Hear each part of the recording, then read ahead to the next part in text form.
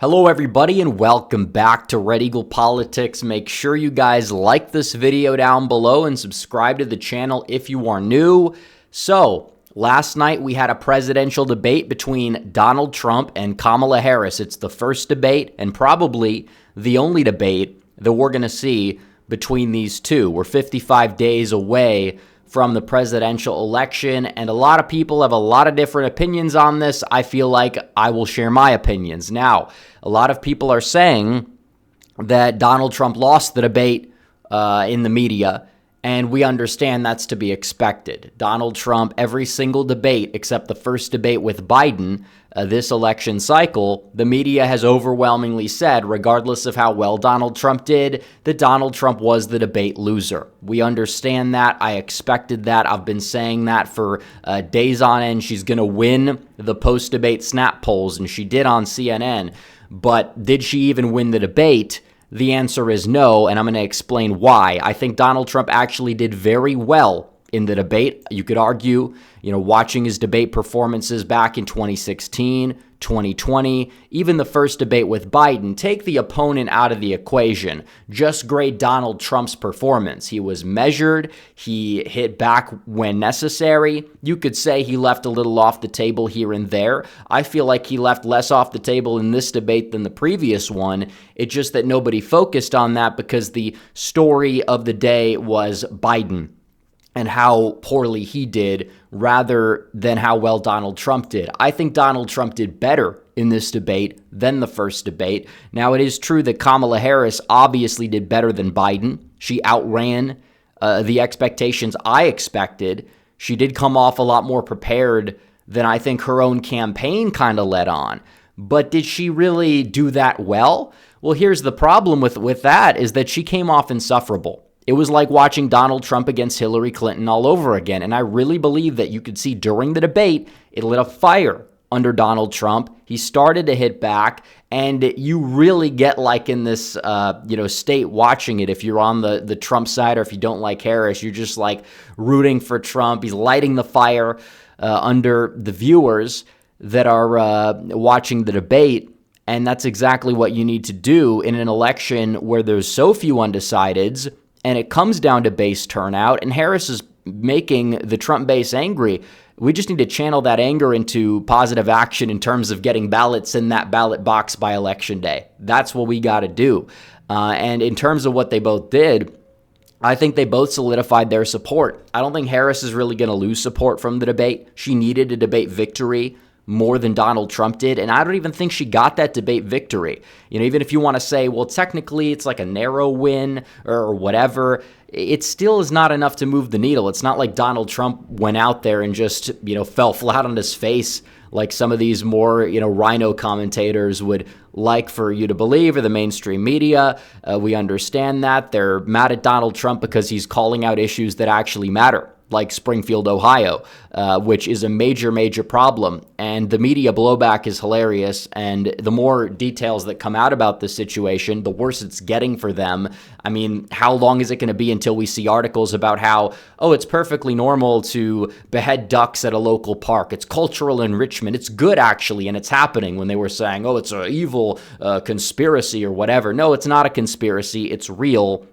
And it's a problem. You can't dump the entire country of Haiti into Ohio and expect people to just accept it. And that's kind of the thing. Immigration is a big issue. She did not exactly navigate it well. The border bill lie. She lied how many times? The media will never fact check her. The moderators will never fact check her. I think that the moderators being biased kind of did arguably not impact Trump negatively, because I think he navigated them very well. But the problem with it is that they'll never, fact check Harris. You don't get those calls going the other way about things like Charlottesville or things like, Trump wants to ban abortion, Project 2025. You don't get that same level of pushback or criticism, despite those lies being egregious and not like, you're saying this thing in a more sensationalized manner in terms of whatever they try to get Donald Trump on. We'll see who's vindicated about a lot of that. But still, the needle needed to move in Harris's direction, and it did not move in her direction. That is the number one takeaway of the night. Why is she calling for a rematch exactly? Why does she want to do a rematch? If she really believes that she went out there and won this debate, usually you want to go out on top. And that's kind of the problem. Donald Trump hitting back. The argument's over. These debates are a waste of time. They're a spectacle. The mainstream media is going to profit more so than anybody else off of these debates. And it's not like a lot of minds at this stage in the game are going to be changed. Harris didn't really have a shining moment that you could point to and say, hey, wait a minute, she did really well there. Did she outperform expectations overall? Yeah, but it was like watching Trump and Hillary. Hillary and Kamala both came off as patronizing. They came off as, some may even use the term. I'm not using the term, but a lot of people I've seen use the term. It's the B word. And a lot of people are saying that's their view of Kamala Harris during this debate. And it's like, that's not the good takeaway because nobody wants to exactly vote for a person like that. If she kind of came off like a more down-to-earth, wine aunt or whatever she kind of like tried to do in the past, even if it made her look a little ditzy or whatever, that probably is going to be less, offensive or patronizing to the average voter, especially because a lot of these undecided voters, they are those same, men who didn't like Hillary Clinton back in the day. If Kamala wants to play the role of Hillary Clinton, she's more than welcome to, but it's not going to really bode too well for her. And in terms of the post-debate polling, I mean, even some of the polls that had Kamala winning the debate show her not gaining support and don't show Trump losing support. We have this poll right here out of Trafalgar. You could say, well, it's Trafalgar, they're right-leaning. Well, that's kind of irrelevant to the main point when you look at the sample that was conducted because it was 47-47 before. The majority did say Harris won the debate, but then you look at what happened. Donald Trump gained a point, and Kamala Harris also gained a point. So the fact that they're both at 48, if Trump hits 48%, he's not going to lose at that stage in the game. It's very unlikely that if Trump gets 48% of the national popular vote, given how the electoral college, popular vote split is somewhere around 2-3, that means maybe if Harris does get up to like 50%, that's not good enough for her. If Trump hits 48, it could be lights out for Kamala Harris.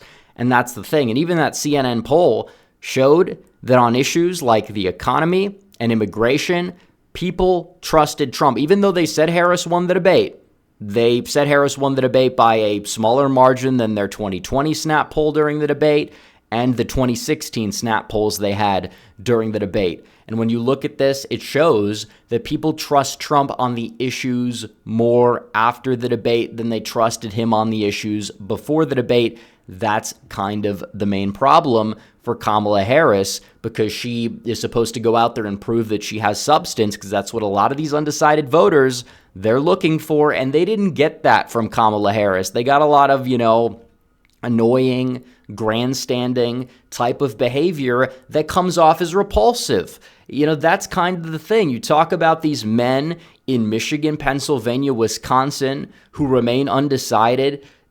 Kamala Harris did nothing to appeal to those people, not on policy, not on personality. Donald Trump, once again, is likely to go out there and pick up those voters. I mean, that's pretty much the way it goes. And the fact is that if you look at individual panels that we see, Reuters interviewed 10 people. This is not some CNN panel where they pre-screen all the guests or anything like that. And Reuters isn't by no means right-leaning. If you look at the polls we see out of their Ipsos panels, they are some of the most liberal, biased polls in the country, partially because the left has kind of infiltrated those panels. But Reuters themselves interviewed 10 people who were actually undecided voters before they watched the debate. 6 of those voters say now they are voting for Donald Trump or were leaning towards Donald Trump. 3 of those voters say they're backing Harris. And 1 said he was unsure about how he would vote. So when you look at this and you see the undecided voters and how they're moved by this, even if they say technically they feel like Harris did well from like a, performance standpoint, they are more likely now to back and support Donald Trump than before. And Donald Trump having a good debate performance in his own right, arguably of all the debates we've seen, he's done 3 in 2016, He's done, you see, 2 in 2020, and now he's done 2 in 2024. That's 7. Arguably, you could say he had the best performance. Obviously, he had more highlight reel moments in that second debate with Hillary Clinton. But last night, he was measured. He hit on the things that mattered. He hit back effectively, and we're seeing it in some of these panels. And Harris needed something that would move the needle in her direction, and she didn't exactly get that. And when you look at what we're seeing with these polls being neck and neck still after the debate, then before the debate, even if people think she technically won, she needed a resounding victory, a shining moment, and she didn't get it. And this is particularly why she wants a rematch, so she could try to see what she could do to maybe, get that highlight moment. And it's only fair if there is a rematch that it will be on a network that is adversarial to Kamala Harris, because Donald Trump has done how many debates, the last 2 debates and both debates in 2020 on networks that were adversarial. So do a debate on Fox, or have moderators that are going to ask very thought-provoking questions, and do it on some other platform that might actually bring in a lot more viewers and engage a lot of people into the political arena who are not as engaged as they are. And overall, that probably would help Trump, which is partially why they're not going to do something like that. But the mainstream media, they profit off of these things. And if it's going to be on any right-leaning network, it would be on Fox. But it would be fair if it's on Fox, because how many debates do you have to do on these liberal networks? Harris won't go on a network where she doesn't have moderators covering for her.